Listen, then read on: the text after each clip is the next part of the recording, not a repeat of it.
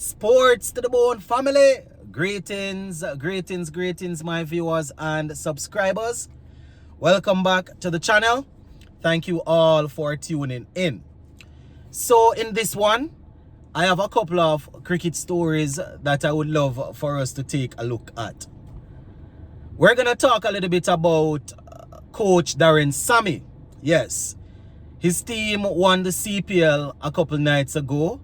You know, we gave a lot of flowers to the players, spoke about how they fought back and eventually won the game.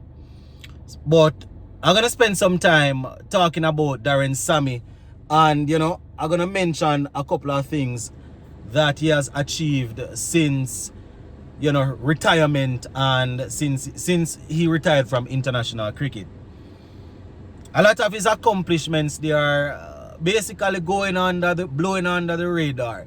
It's not like he has won the ICC T20 World Cup or ODI World Cup, 50 over World Cup or anything like that.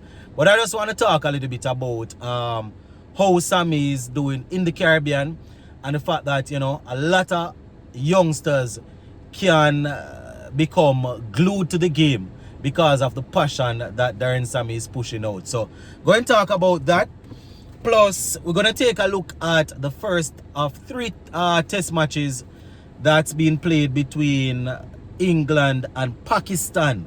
Yes, Pakistan, my viewers and subscribers, piling on the runs. They actually scored 556 in their first innings.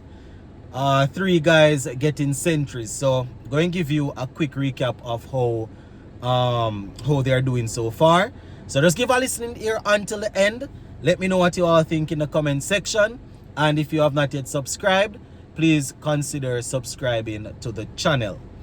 Alright, let's talk a little bit about Coach Darren Sammy before I go into that test between England and Pakistan.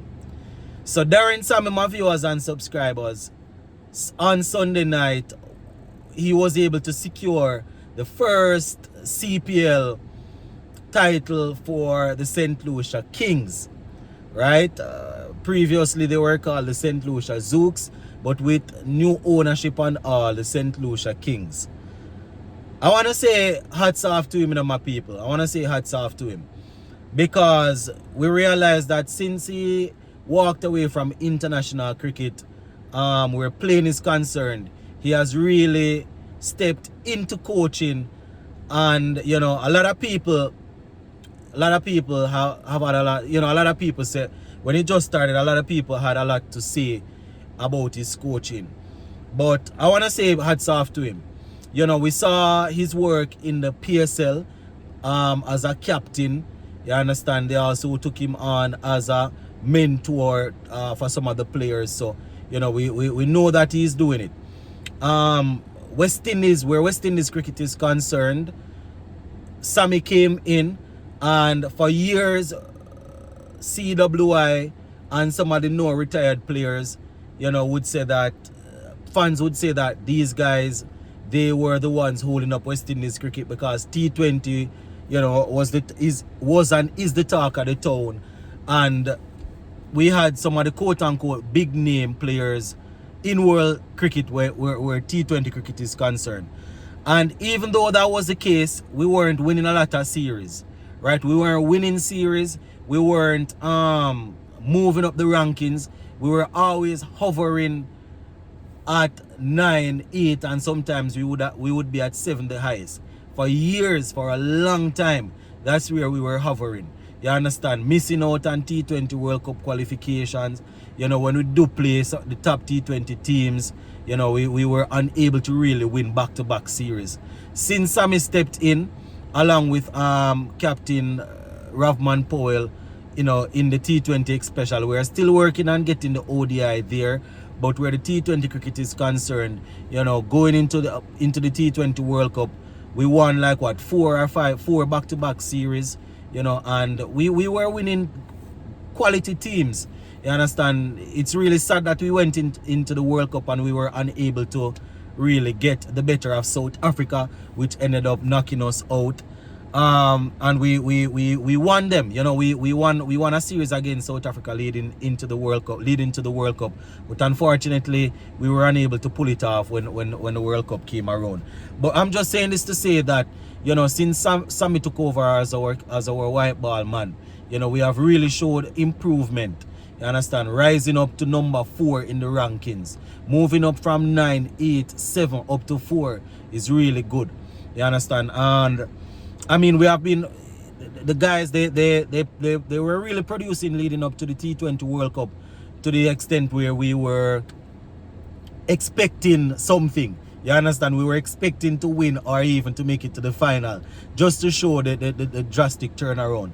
And now that he was able to orchestrate a victory for the St. Lucia Kings, it just goes to show that something is happening, my people. And in the thumbnail, you know, you see where I have that Sammy could, you know, bring in a lot of youngsters based on his passion.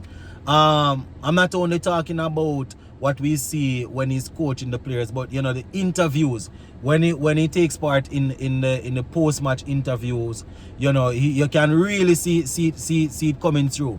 And these are the sort of things that people will see and they will gravitate towards. And I like what's happening for St. Lucia, my people. We spoke about Julian Alfred winning medals at the Olympics. You understand? And then, you know, the fact that they just won the CPL. When things like these happen, youngsters in the country and also in the Caribbean, they will see these things and they will get motivated. You know, these sort of things will inspire them. You know, when Usain Bolt and Shelley and Fraser Price won medals in Beijing in 2008, the amount of people in Jamaica get up, the amount of youngsters get up and say that they are sprinters. You know, track and field coaches have to send back people and say, well, we have enough people.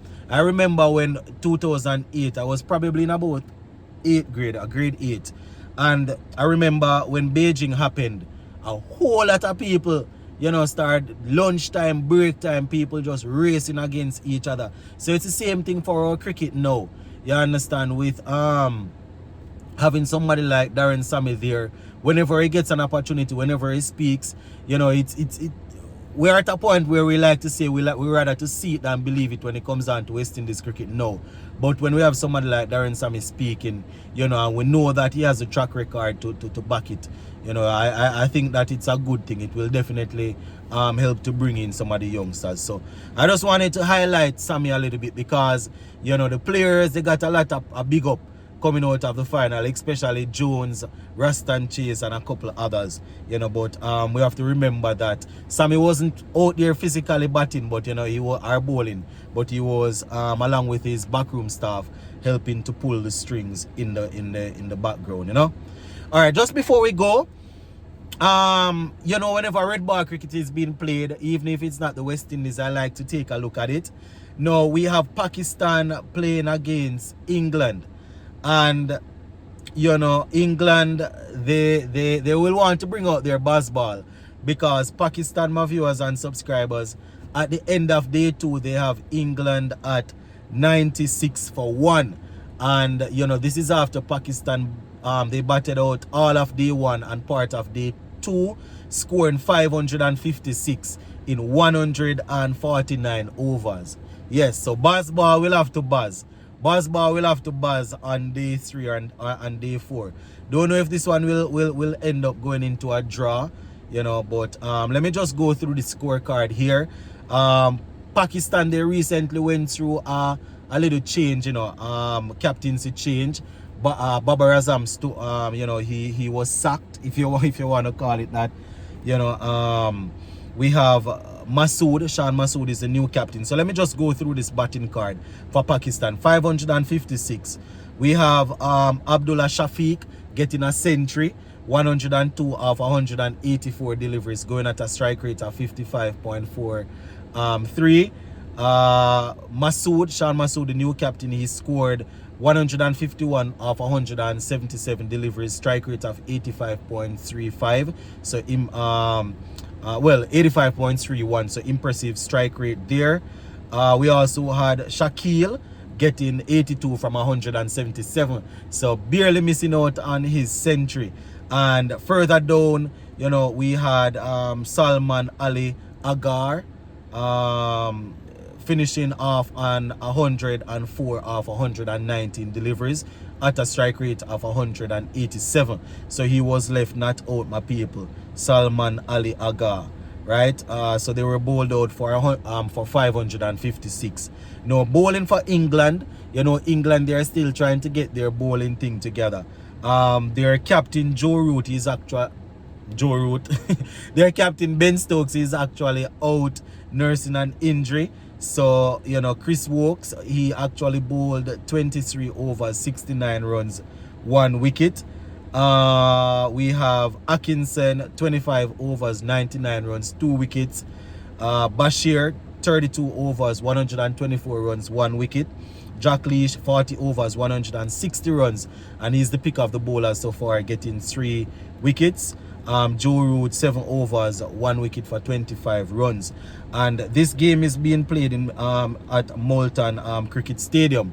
So we know that a lot of the English players, you know, the bowlers, they are not too strong outside of England. So that is what's going on there. As it relates to England's batting, Zach Crawley, 64 not out of 64 deliveries, 11 fours, so going at a good strike rate. Oli Pope, who is captain in the team, he was removed without scoring. Naseem Shah got rid of him. Joe Root is there on 32. So, you know, they have a long way to go, my viewers and subscribers. They are trailing by 460. They have 9 wickets in hand. So, you know, that 1 wicket there falling to Naseem Shah. So 1 for 29 from 7 overs. So that's basically how it's looking for that test match there. Gonna leave it right here for now, and we will touch base again soon. Big up.